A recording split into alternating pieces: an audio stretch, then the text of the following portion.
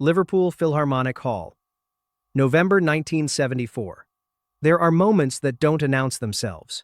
They arrive in corridors, in half-open doorways, and rearrange everything before a man understands what is being rearranged. George Harrison was 40 minutes into a sound check that wasn't going anywhere. The monitor mix on stage right was wrong. A lighting rig above the first balcony flickered in a pattern nobody could solve. His guitar tech had misplaced a strap George had owned since 1967 and was making anxious circles near the drum riser. George stood center stage, fingers loose on his guitar, performing a patience he didn't actually possess. Then, he heard it. From somewhere behind the stage, soft, threading through the backstage corridor like something that had no business being there. A melody. The opening bars of Long, Long, Long, his song. Written in 1968. Buried so deep inside the White Album that most people didn't know it existed. A song he had never once performed live. A song that felt, on certain mornings, like a version of himself already gone. His hand went still. He stepped off the stage without a word and followed the sound past the dressing rooms, past the stacked equipment cases, to a half-open door at the far end of the corridor. He pushed it open slowly. A small girl sat on a folding chair. 9 years old.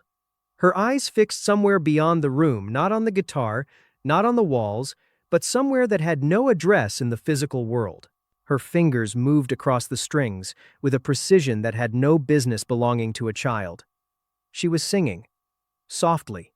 Every word. Every note. Perfect. George Harrison stood in that doorway without moving. He didn't know her name. He didn't know what she was carrying. He didn't know about the letter folded inside her mother's coat pocket, or who had written it, or what it had cost. If stories like this are what you've been searching for, subscribe right now. We find them every single week. Her name was Emma Clark. 9 years old. Born and raised in Liverpool's Wavertree district. With dark eyes that absorbed everything and returned very little, or so people assumed, until they understood that Emma experienced the world along a different frequency. One that language couldn't locate. One that conventional measures couldn't reach. Emma was autistic. Nonverbal. No consistent eye contact. The specialists at her school used phrases like unlikely to progress significantly. And her mother Claire had spent 5 years sitting in small rooms, absorbing those words the way you absorb blows you've stopped trying to avoid. Because Claire knew something the assessments didn't capture. When music played, Emma arrived. Not as a metaphor. Literally. Her body would still. Her breathing would change. Her hands would move. It had started when Emma was 4 years old. On an ordinary Saturday afternoon in the living room of their house on Menlove Avenue, when her father David sat down with his acoustic guitar and began to play for no reason other than to fill the quiet. David Clark was an electrician from Wavertree who played guitar on weekends and owned every Beatles record ever pressed. He believed George Harrison was the most underrated musician of the 20th century and said so to anyone who would listen and many who wouldn't. That afternoon, David played the opening bars of Long, Long, Long. Slowly, softly. Just for the room. Emma turned her head. Not toward her father. Toward the sound. As if the music had called her name in a language she already knew. He played it again. Emma's hand rose slowly from her lap and moved through the air, tracing something only she could feel. He played it a third time, and Emma made a sound. Not a word. Not a syllable. A pitch. A perfectly matched pitch. She was 4 years old. And she had just told him, in the only language she possessed, that she could hear him. Over the next 4 years, David played in Emma's presence every evening. Not as instruction, Emma didn't learn that way, but as conversation. He played, and she listened. And slowly the music moved from the room into her the way water settles into stone. Permanently. Without trace. Long, Long, Long was always the one she returned to. Nobody understood why, not yet. That answer was still buried inside the year that was about to destroy everything. January 1974. David Clark was diagnosed with lung cancer. He was 31 years old. The diagnosis arrived without ceremony. A tired doctor, a small room, words that landed like stones dropped from a great height. David drove home in silence afterward. He sat in the car outside the house on Menlove Avenue for 37 minutes, watching nothing in particular. Then he walked inside and put the kettle on, as though the appointment had concerned something ordinary. Claire found him at the kitchen table that evening, both hands wrapped around a cup that had long gone cold, staring through the window at their small back garden. She knew before he spoke, the way you know things, you will spend years trying to unknow. The months that followed moved in two speeds simultaneously, too fast and too slow. The way time collapses when something is dismantling it from the inside. David underwent treatment, lost weight, lost the easy humor that had always been the first thing anyone noticed about him. The guitar stayed in its corner some evenings now, untouched. But not all evenings. Not most evenings. Because every night that his body allowed it, David sat with Emma and played. 1 hour. Just the two of them, and the music that had always been their only common language. As the treatments failed and the months narrowed, David made a decision. He bought a small tape recorder from a shop on Bold Street and began recording himself playing Long, Long, Long. Not as a performance, as a letter, his fingers on the strings, his voice carrying every lyric, the quiet ambient sound of the living room around him. He recorded it 7 times before he was satisfied. He labeled the cassette in his own handwriting letters that had already begun to grow uneven near the bottom of the page. For Emma. When you need to hear me. He placed it in Claire's hands the week before he died. He told her to play it for Emma whenever it seemed right, and not to try to explain it, because Emma would understand it more completely than any explanation could reach. David Clark died on a Tuesday morning in September 1974. He was 32 years old. In the weeks that followed, Emma showed no visible change. She ate. She slept. She sat in her corner of the living room, moving her fingers through their private, self-contained patterns, but she did not touch the guitar. 6 weeks passed. Claire did not move the instrument, because moving it felt like an ending she was not prepared to make official. Then one evening in October, without warning, Emma crossed the room, picked up the guitar, sat in the exact chair where her father used to sit, and played Long, Long, Long, from the very first note to the very last in David's precise tempo, his exact phrasing, every hesitation and breath pattern from a cassette played softly through a small bedroom speaker. Claire stood in the doorway, with one hand pressed flat against the wall. Emma wasn't playing a song. She was answering him. What happened in the 2 weeks between that October evening and a backstage corridor at Liverpool Philharmonic Hall, that is where this story takes its most unexpected turn.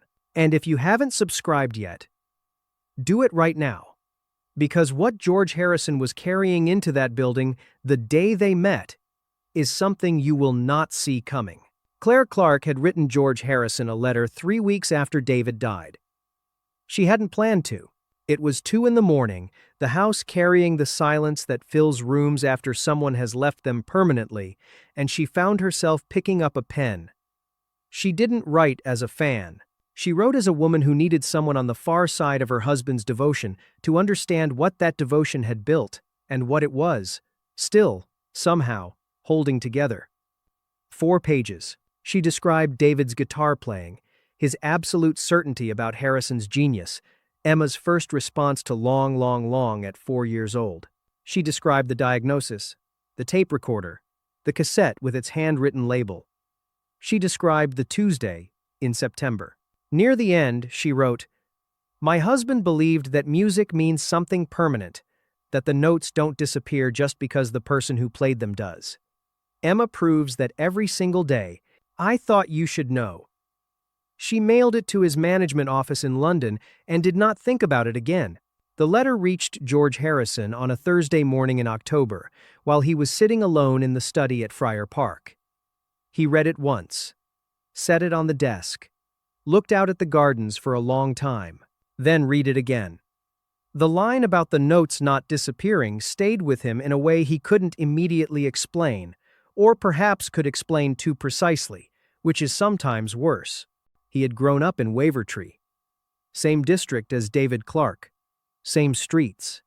Same gray skies pressing down on the same small terraced houses in winter. He knew exactly what it meant to find music in a place where very little else offered itself as rescue. He called his road manager into the study. Find out if this woman and her daughter are still in Liverpool. See if they can come to the sound check at the Philharmonic. Quietly, Claire arrived that November afternoon with the careful disbelief of someone who has learned not to trust good news.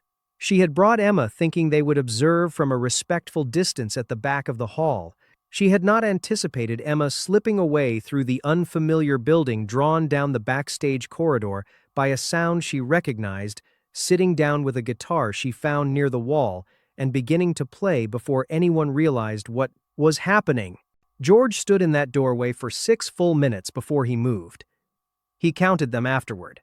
6 minutes listening to a 9-year-old girl play his most forgotten composition, as though no other version of it had ever existed. When he finally stepped inside, Emma did not look up. He hadn't expected her to. He pulled a folding chair from against the wall, sat down across from her, and waited. When the last note dissolved into the room, the silence that followed felt deliberate, as if it were accomplishing something specific. Then, Claire appeared in the doorway. She reached into the pocket of her coat and held something out toward him. It was not the letter she had mailed to London. It was a single folded page, worn soft along the creases, written in handwriting that grew unsteady toward the bottom, the way handwriting does when the person holding the pen is running out of time. Addressed directly to George Harrison. In David Clark's own hand, George Harrison unfolded the page slowly. His road manager, standing 10 feet away, would later say he watched Harrison's face as he read, and that in 3 years of working beside him, he had never seen that particular expression, not grief, not relief, but something that held both simultaneously. The way certain chords resolve without entirely releasing their tension. The note was short. David had written it during the final weeks, when the handwriting at the bottom of every page told its own separate story. It read, "Mr. Harrison, my daughter Emma cannot speak, but she learned your song. I believe she hears something inside it that I don't have words for. If she ever gets to meet you, please don't feel sad for her. She is not broken. She just speaks in music." George sat with the note on his knee for a long moment. The room held its quiet. Emma remained in her chair with the guitar, eyes fixed in their permanent middle distance. Entirely self-contained. Entirely unreachable by every conventional measure. George looked at her the way a man looks at something that has just confirmed something he had spent years trying to put into words and never quite managed. He folded the note carefully and handed it back to Claire. Then he stood, walked to the stage door that opened into the main hall, and leaned through to find his road manager on the other side. "Clear the stage. Get a microphone stand at about this height." He held his hand at just under 4 feet from the floor. Claire's voice came from behind him. "Mr. Harrison, you really don't have to. I know that," he said quietly. He glanced back at Emma. "But she came here with a song. The least we can do is give it the right room." 12 minutes later, Emma Clark stood at the center of the stage of Liverpool Philharmonic Hall in front of 200 people who hadn't been invited to witness anything in particular. George Harrison stood 12 feet to her left. The lighting crew, with nothing official to accomplish, had brought the stage lights up slowly and instinctively because something was happening that deserved to be properly seen. Emma sang "Long, Long, Long" through twice, the second time because the room refused to release the silence after the first ended. George followed her tempo precisely, adjusted his phrasing to hers, played every note the way you play beside someone carrying something heavier than you can lift for them. When it ended, 200 people rose without coordination. Crew members, technicians, parents, strangers, all of them standing in a concert hall on a Tuesday evening in November. applauding a 9-year-old girl who would never hear it as approval. She heard it the way she heard everything. As music. If this story is reaching something real in you today, subscribe now and share it with someone who needs to hear it. We will be back next week. It lasted 9 minutes. That was how long Emma Clark stood at a microphone in the center of Liverpool Philharmonic Hall and held 200 people completely still. Afterward, when the applause finally finished and the hall slowly returned to itself, George Harrison walked to Emma and crouched to her level. He spoke to her quietly. Nobody else in the room heard what he said. Emma did not look at him, and he did not expect her to. He stayed crouched beside her for a moment longer than was necessary, then stood and stepped back. Claire, watching from the wings, would later describe his expression coming off that stage as something she struggled to name accurately. Not moved, she said that word was too small. More like a man who had been carrying something a long way and had finally found somewhere to set it down. He sought her out backstage. He didn't speak about the performance. He held David's note in both hands with a care that struck Claire as deliberate, the way people handle things they understand to be irreplaceable, and he asked her one question. How long had David been ill before he wrote it? 8 months, Claire told him. George nodded once. He looked at the note for another moment, then folded it carefully along its original creases and returned it to her with both hands. He was right about her, he said. She's not broken. She's keeping something alive that most people lose somewhere along the way. He paused. His eyes moved briefly back toward the stage, toward the empty microphone stand still positioned at just under 4 feet. I envy her that, actually. Claire pressed the note back into her coat pocket and said nothing, because there was nothing she could have added that wouldn't have made the moment smaller than it was. George Harrison never spoke about Emma Clark publicly. He never named her in an interview, never referenced that November afternoon in any conversation his team could recall. What he did, quietly, without announcement, was establish a small music therapy program in Liverpool in 1975, funded through his charitable foundation, built specifically for nonverbal autistic children who communicated through sound when language had no door. He named it after the first 2 words of the song. It ran for 11 years. Emma Clark grew up. Through adaptive technology and music, she developed her own way of moving through the world, not the world's way, her own. In the late 1980s, she studied music therapy and spent 2 decades working with children who experienced life along the same frequency she always had. The channel that language couldn't locate, the one that had always been open. She kept her father's cassette tape in a fireproof box. She kept his note in a frame above her desk, and every year, on the Tuesday in September that marked the anniversary of his death, she sat down with a guitar and played Long, Long, Long from the first note to the last, not for anyone, not as performance. Simply as an answer. The way she had always answered him. George Harrison, in a 1979 interview, was asked whether he believed music could reach people that language simply couldn't. He paused before answering. I know it can, he said. I've seen it. He left it there. He didn't need to say more. Some truths don't require explanation. They only require someone willing to listen. If this story moved, you subscribe right now, share it with someone who needs it today, and come back next week. We will be here with another story that almost disappeared.